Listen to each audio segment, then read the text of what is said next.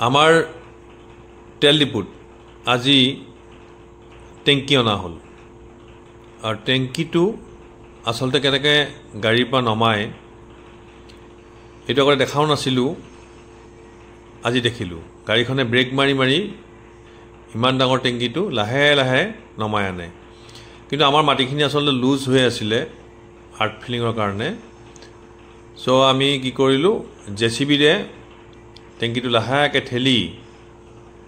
নমাই ৰাখিলোঁ চাব এনেকৈ কেনে ব্ৰেক মাৰিব এই অকণমান অকণমানকৈ ব্ৰেক মাৰাৰ পিছত এনেকৈ গাড়ীখনৰ পৰা ওলাই আহে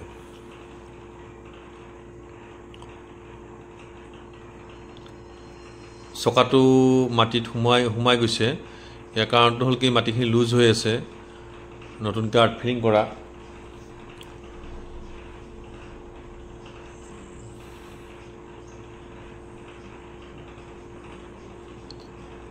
সেইকাৰণে আমি